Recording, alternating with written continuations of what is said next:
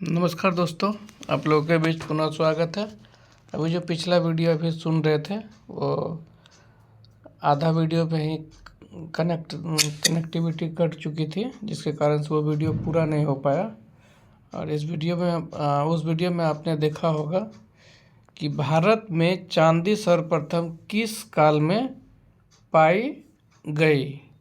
तो इसको हम लोग देखे थे, हड़प्पा काल में पाई गई थी, हड़प्पा सभ्यता में पाई गई थी। उससे आगे देखते हैं, 37वां प्रश्न है कि किस काल में किस शासक ने शिलादित्य की उपाधि धारण की थी। किस शासक ने शिलादित्य की उपाधि धारण की थी? तो ये थे हर्ष ने। किस शासक ने? तो ये हर्ष ने थे। तो अगला प्रश्न है कि निम्नलिखित में से किस संत को कृष्ण और विष्णु का अवतार माना गया है?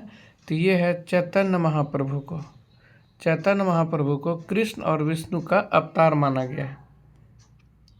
प्रसिद्ध विक्रमशिला विश्वविद्यालय की स्थापना भागलपुर बिहार में किस शासक के द्वारा की गई थी? तो ये है पाल शासक धर्मपाल के द्वारा।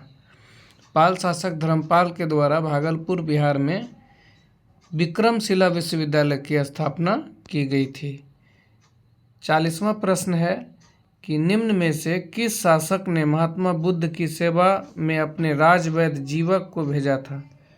तो महात्मा बुद्ध की सेवा में ये राजवैद्य जीवक को जो भेजा था ये थे बिंबिसार ने। अगला प्रश्न है, किसके शासन काल में इब्न बतूता भारत आया था?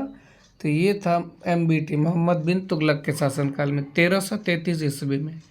और ये इनकी एक पुस्तक है जिसका नाम है रेहला, यात्रा वृत्तांत है इसका। अगला प्रश्न है, हड़प्पा सभ्यता किस प्रकार की सभ्यता है? तो ये है कांस्य युगीन। आप लोग भली भांति जानते हैं ये कांस्य युगीन सभ्यता है। तारीख ए मुबारक शाही, तारीख ए मुबारक शाही नामक पुस्तक किसके द्वारा रचित किया गया? याह्या बिन सरहिंदी, याह्या बिन अहमद सरहिंदी, याह्या बिन अहमद सरहिंदी के द्वारा ये पुस्तक रचा गया। 44वां प्रश्न है कि निम्नलिखित में किस वायसराय के कार्यकाल सबसे लंबा रहा है? तो ये लिनलिथ-गो है। ये कौन है? लिनलिथ-गो। कौन सा शासक है? ये वायसराय थे, वो थे लॉर्ड लिनलिथ-गो। 45वां क्वेश्चन है, एनाटॉमी। एनाटॉमी विज्ञान की एक शाखा है जिसमें अध्ययन किया जाता है जानवरों और पौधों की संरचना के बारे में। जानवरों और पौधों की संरचना के बारे में इसमें एनाटॉमी विज्ञान में अध्ययन किया जाता है। अगला प्रश्न है, सकल राष्ट्रीय उत्पाद GNP में निम्नलिखित में से किसको शामिल नहीं किया जाता है? तो ये विदेशी निवेशों को शामिल नहीं किया जाता है। जबकि ये तीनों जो है निजी प्रेषण और बाह्य ऋणों पर ब्याज प्राप्त और बाह्य अनुदान, ये तीनों को GNP में शामिल किया जाता है, जबकि विदेश निवेशियों को शामिल नहीं किया जाता है। अगला प्रश्न है 47वां प्रश्न, बाजार में मुद्रा आपूर्ति को नियंत्रित करने के साधन के रूप में किस सरकारी बॉन्डों की बिक्री अधिक खरीद को कहा जाता है? बाजार में मुद्रा आपूर्ति को नियंत्रण करने के साधन के रूप में सरकारी बॉन्डों की बिक्री या खरीद को कहा जाता है। तो ये कहा जाता है open market operation. Open market operation, ये ओपन मार्केट ऑपरेशन कहा जाता है सरकारी बॉन्डों की खरीद और बिक्री को।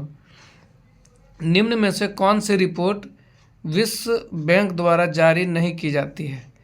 तो हम लोग देखेंगे कि विश्व बैंक द्वारा कौन सा रिपोर्ट जारी किया जाता है। ये 3 रिपोर्ट है जो कि विश्व बैंक के द्वारा जारी किया जाता है। वो तीनों रिपोर्ट को हम लोग देखेंगे। वो तीनों रिपोर्ट है world development report, ease of doing business, global economic prospects. कौन कौन है? Global economic prospects, ease of doing business और क्या है? World development report. अगला प्रश्न है 49वां प्रश्न है, एग्जिम बैंक जो होता है भारतीय आयात और निर्यात बैंक, भारतीय आयात और निर्यात बैंक की स्थापना किस वर्ष हुई थी? तो ये हुई थी 1982 में। 1982 में, और इसका स्थापना जो किया गया लखनऊ में किया गया। एग्जिम बैंक का स्थापना लखनऊ में है। और अगला प्रश्न है, विश्व वित्तीय स्थिरता रिपोर्ट निम्नलिखित में कौन जारी करता है? विश्व वित्तीय स्थिरता रिपोर्ट जो है वो जारी करता है IMF के द्वारा। अभी हम लोगों ने देखा पांचवा सेट जो है उनका सारा 50वां प्रश्न समाप्त किया। और आगे देखते हैं स्मरणीय तथ्य। क्या देखते हैं? स्मरणीय तथ्य। स्मरणीय तथ्य में देखेंगे हम लोग कि बिंबिसार ने किसे हराकर अंगराज को मगध में मिलाया? तो ये है ब्रह्मदत्त। किनको हराकर? तो ये ब्रह्मदत्त को हराकर अंगराज में मिला लिया था। कौन? तो बिंबिसार। बिंबिसार ने मगध की राजधानी राजगृह को बनाया, जो कि अभी राजगीर कहलाता है। इसने भगवान बुद्ध की सेवा में राजवैद्य किसको? जीवक को भेजा है। और आगे देखेंगे इसकी हत्या इनके पुत्र, जो कि अजातशत्रु इनके पुत्र थे बिंबिसार के, उन्होंने इनकी हत्या की थी। अजातशत्रु को कुनिक का उपनाम भी दिया जाता है। अजातशत्रु को क्या कहा जाता है? कुनिक। इसने लगभग 32 वर्षों तक मगध पर शासन किया। कितना दिन तक? 32 वर्ष तक। आगे देखते हैं कि अजातशत्रु की हत्या उसके पुत्र उदयन ने किया था। अजातशत्रु का हत्या उदयन ने किया था। बिंबिसार का हत्या अजातशत्रु का हत्या जो उदयन ने किया था। और उदयन ने पाटलिग्राम की स्थापना की थी। किसका की थी? पाटलिग्राम की स्थापना की थी। शिशुनाग ने अपनी राजधानी पाटलिपुत्र से वैशाली स्थापित की थी। क्या क्या था? शिशुनाग ने जो था अपनी राजधानी पाटलिपुत्र से वैशाली स्थापित किया। और कालाशोक जो है वो अपनी राजधानी वैशाली से पुनः पाटलिपुत्र लाया। पाटलिग्राम का स्थापना किया था कौन? उदयन। कौन किया था? उदयन। जबकि पाटलिपुत्र को राजधानी भी बनाया उदयन। शिशुनाग जब बना तो शिशुनाग ने पाटलिपुत्र से वैशाली स्थापित किया राजधानी को। फिर कालाशोक आए, कालाशोक ने वैशाली से पुनः पाटलिपुत्र को अपनी राजधानी बनाया। बिंबिसार बौद्ध धर्म का अनुयायी था, जबकि अजातशत्रु प्रारंभ में जैन धर्म और बाद में बौद्ध धर्म का अनुयायी बना। शिशुनाग का उत्तराधिकारी कालाशोक हुआ। शिशुनाग वंश का अंतिम राजा नंदीवर्धन था। नंदीवर्धन। शिशुनाग का अंतिम राजा कौन था? नंदीवर्धन। नंद वंश का संस्थापक महापद्मनंद थे। नंद वंश का संस्थापक कौन थे? महापद्मनंद थे। नंद वंश का अंतिम शासक घनानंद था। नंद वंश का अंतिम शासक घनानंद था। चंद्रगुप्त मौर्य ने घनानंद को पराजित कर मौर्य वंश की स्थापना की थी। चंद्रगुप्त मौर्य जो है घनानंद को पराजित कर मौर्य वंश की स्थापना की थी। इसी प्रकार से 5वां सेट समाप्त होता है। अब अगले सेट 6ठे सेट से आपको पुनः हम मिलेंगे।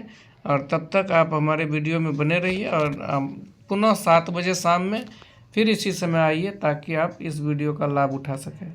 और जितने भी प्रतियोगी परीक्षा है सब में जीके जीएस का वेटेज अच्छा रहता है। जीके जीएस को लगभग 5000 क्वेश्चन को 100 सेट में समाहित करके एडिटोरिया की ये बुक है, जिसमें कि उसको बहुत अच्छे तरीके से सजाया गया है। आप लोग भी बहुत बहुत धन्यवाद के पात्र हैं, जो कि इनको बराबर प्यार दे रहे हैं। और अब अपने इस YouTube फैमिली को और भी बड़ा बनाएं, ताकि ऊर्जा मिल सके और अच्छे से अच्छे कंटेंट को आप लोगों के बीच लाया जा सके। बहुत बहुत धन्यवाद Munna Yadav official YouTube channel पर जुड़ने के लिए।